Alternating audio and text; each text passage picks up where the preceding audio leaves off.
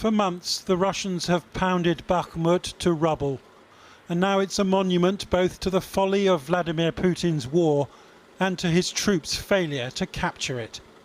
It's hard to believe that a few thousand Ukrainians are still thought to be living here, but many of them are hiding below ground, out of sight of this drone filming their city and beyond the range of Russian guns. Victory here, even in this maze of ruins, would have been a gift to President Putin on the first anniversary of his war. But for all Russia's firepower, its frontline casualties are thought to be over 1,000 dead and wounded per day. And if Ukraine abandons this city, it may be because there is so little of it left.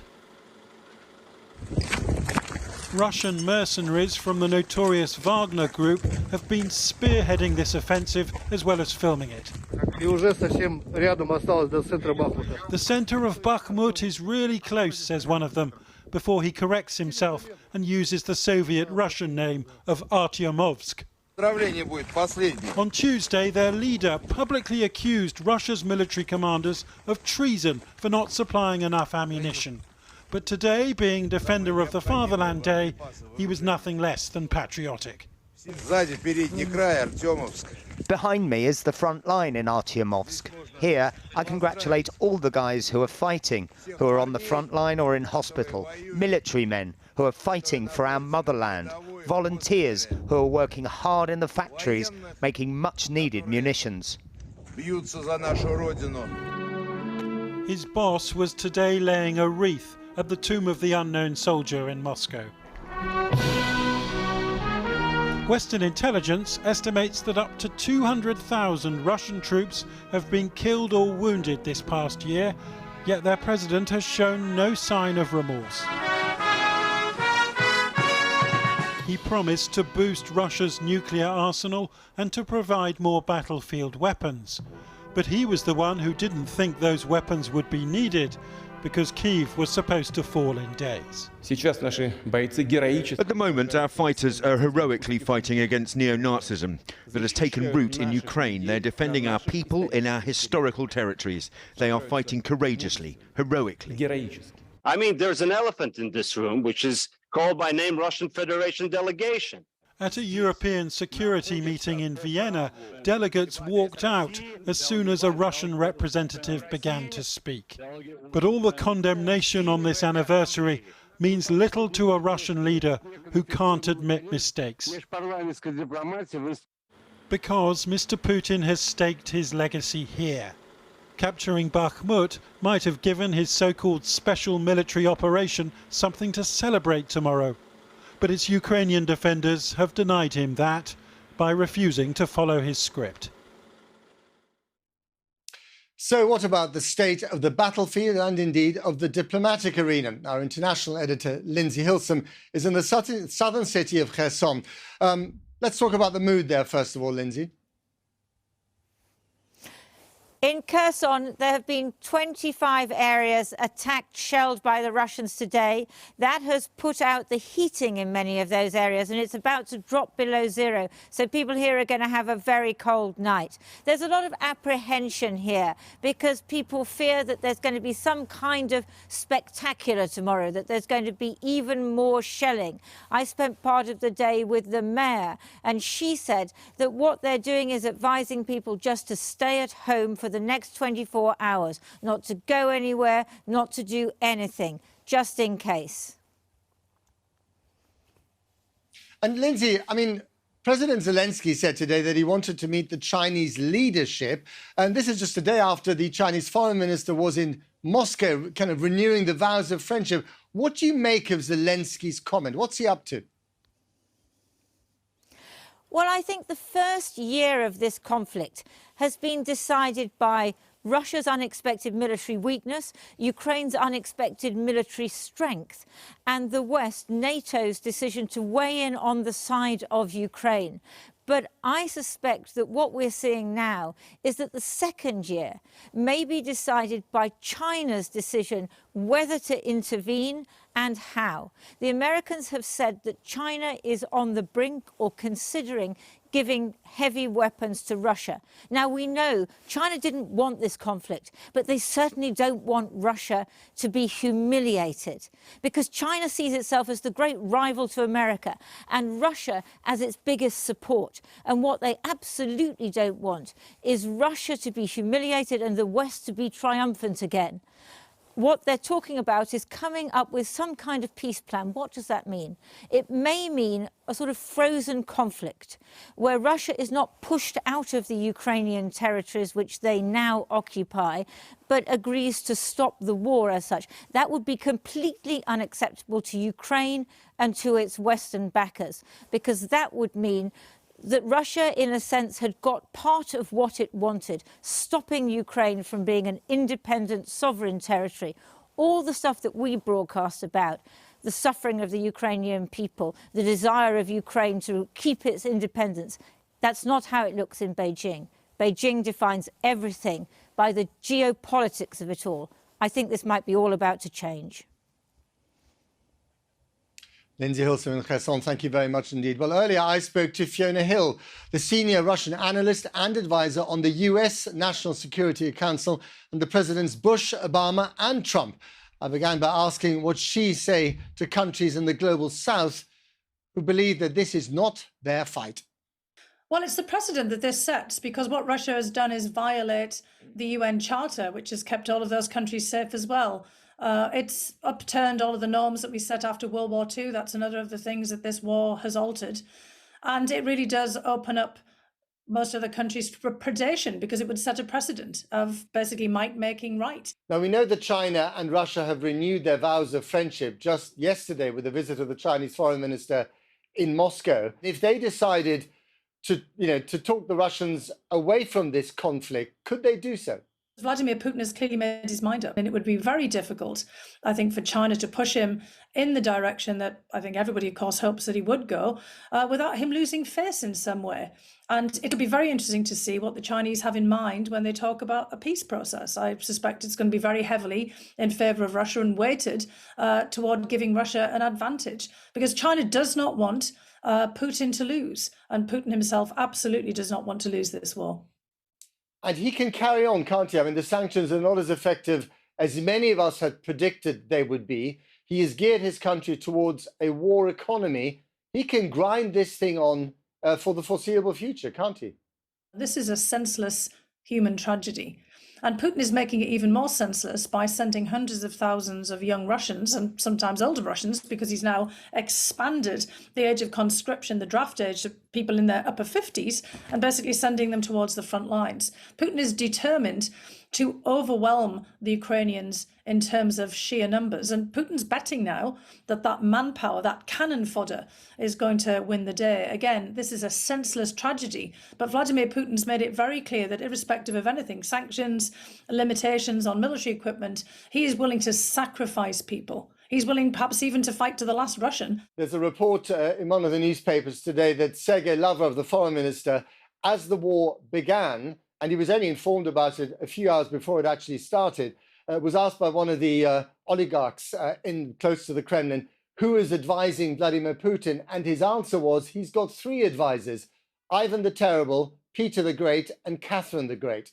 Putin sees himself as the modern-day inheritor of the Russian Empire, the legacy of the Tsars, the continuation of the Russian Empire and the Soviet Union in many respects, but he's more like Stalin perhaps than any of the other Soviet leaders. And it's clear that he's thinking about his legacy. He wants to go down in history as the Tsar, the modern Tsar, who took all of this territory back that his forebearers had conquered in the first place. Putin announced a suspension of the New START nuclear arms treaty the other day in his speech. How worrying is that for the relationship between NATO and Russia? Well, that's intended to get the attention of the United States, and it's meant to make all of us really concerned about the prospect of a massive nuclear exchange, of nuclear Armageddon. He wants to get everyone's attention. He wants to raise the tensions, even if it doesn't necessarily mean he intends to use nuclear weapons. He wants everyone to be thinking about this and to be then pushing forward on negotiations. He would like to see Ukraine capitulate and surrender as a result of Western support, particularly United States support, pulling back because of the risks of a nuclear confrontation. In one line, are we still going to be speaking about this ongoing war next year, this time? Yes, we will be, because no matter what happens on the battlefield, the consequences of this war are far-ranging. We're going to be talking about this and what happened, just like we were talking about 9/11, for example, for decades, and still are in many respects in the way that it shaped things. It's that kind of monumental event and series of events that we're dealing with right now. This is world-changing. Fiona Hill, thank you very much for your time. Thanks so much, Matt. Thank you for having me. Now, we know that there are millions of Ukrainians who fled the country in the past 12 months, and a further 7 million are estimated to have been internally displaced. For them now, home is maybe temporary, definitely unfamiliar, and hopefully safe. But there are many too who stayed in their houses, particularly here in the capital, Kyiv. Families with children going to school, trying to live normal lives, but to a soundtrack of air raid sirens and the constant threat of war. Midday in the Gaidai household, Anastasia makes her signature apple cake, 2-month-old baby Luca in sling. Igor throws another log on the fire. With little heating, the logs have become more precious of late. And for 11-year-old Mark and 6-year-old Alice, just home from school, it's yet another drill with the gas masks, bought by Mum on eBay. Meet the nuclear Ukrainian family at home after a year of war. I would say that the worst for me was these first hours when we realized that the war began. That your life had changed, significantly. The reason I'm pouring the tea is that Yegor is recovering from a neck injury, Anastasia has her hands full, and her mum, who used to help out a lot, has moved to Bulgaria as a refugee. Yeah. My mom, she was living near this airport in Gostomel. Yeah. And the first day, yes, she suffered a lot with that attack. With that helicopters, with shots. And she was so much afraid. She left to Bulgaria.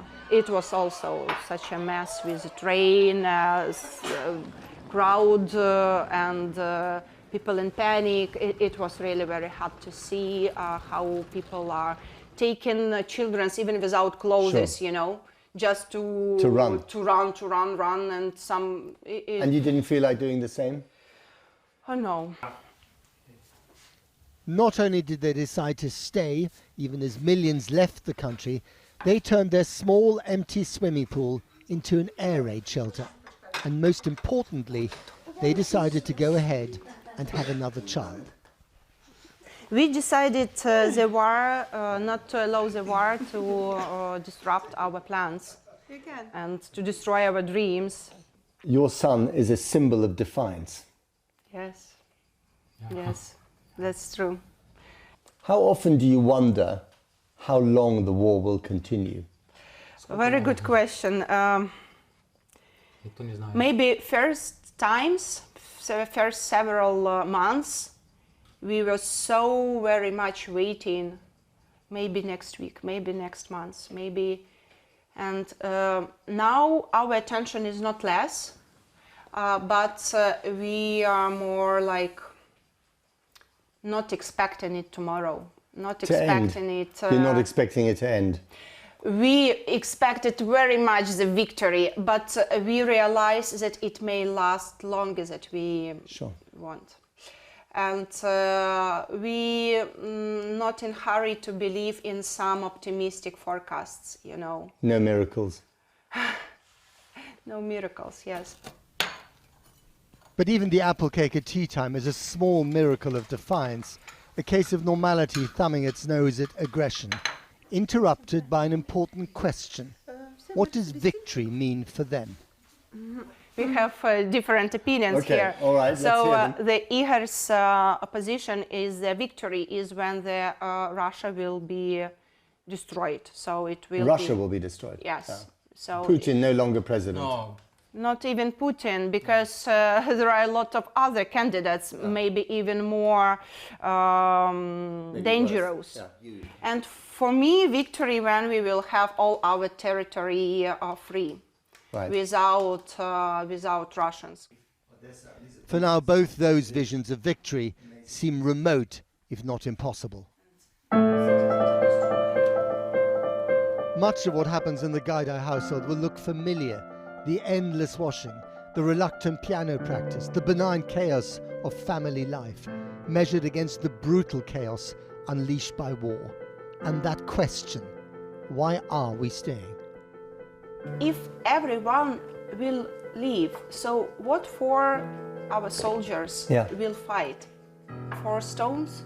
For empty buildings? No. I think this is very important. Soldier in the front. Why? For here, so that you can live in your home. Yes, in peace. People fighting for people, not for cities empty.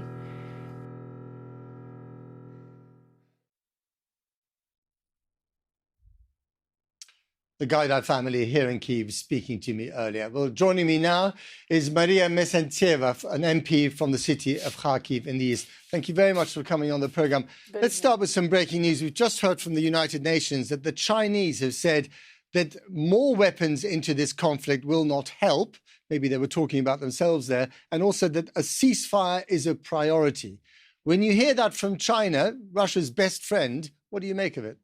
It just get us back to 2014 when the ceasefire was called upon in many institutions, including the UN, and it was never granted by the Russian side. So by China calling for a ceasefire is a positive sign, but saying that less weapons, or let's say the weapons which are provided are not getting us closer to peace, I would never agree to that, because we are considering more weapons, less casualties, more territories to be reintegrated back to Ukraine and defended. And briefly on the Chinese, are you afraid that they will provide weapons to the Russians, which is what the Americans are suspecting they might be up to? I don't think they would dare, according to the recent statements of the Foreign Affairs Minister and their endeavors at the Munich Security Conference from our side. And we've passed the peace plan of President Zelenskyy to the Chinese side.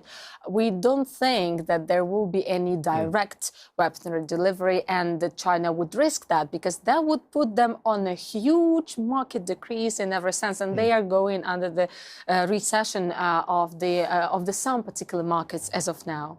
One of your particular areas of competence is integration of Ukraine into the European Union.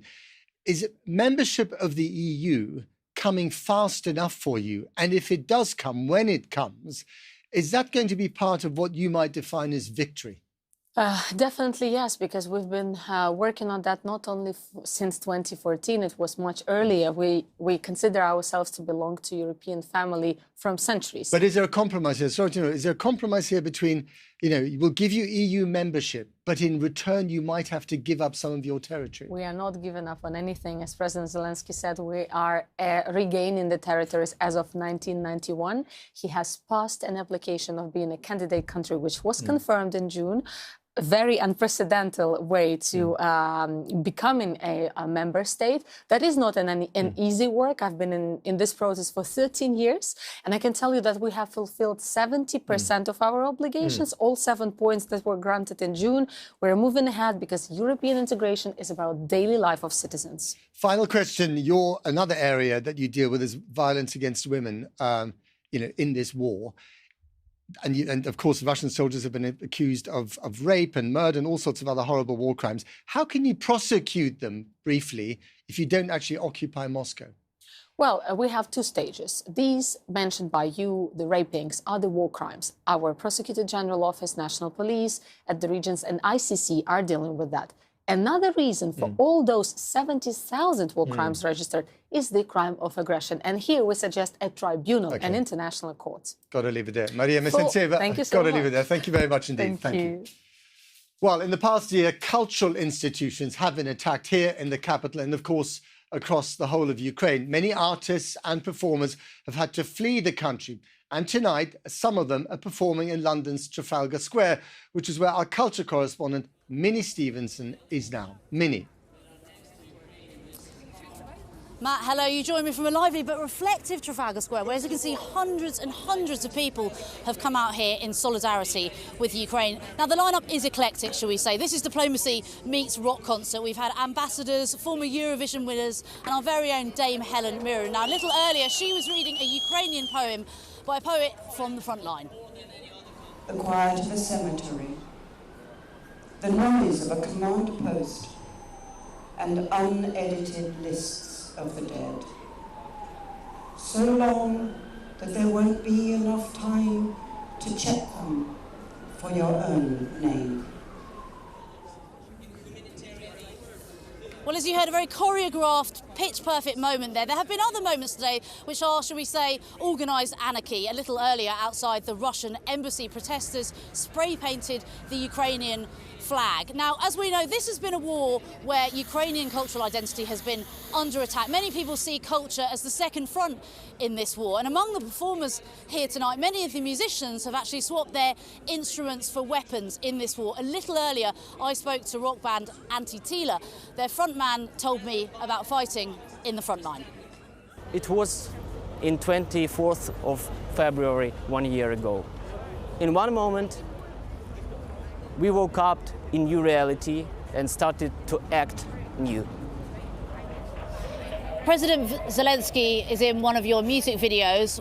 We know his presidential persona, but I just wondered, what is he like when you know him? What is Zelenskyy like?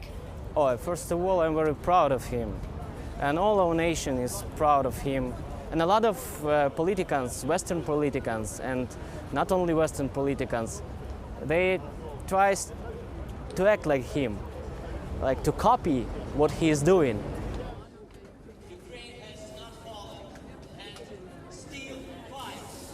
One of the things I'm really struck by here this evening, standing in amongst hundreds and hundreds of people on the eve of that anniversary, is just how defiant people are. Matt, back to you in Kyiv.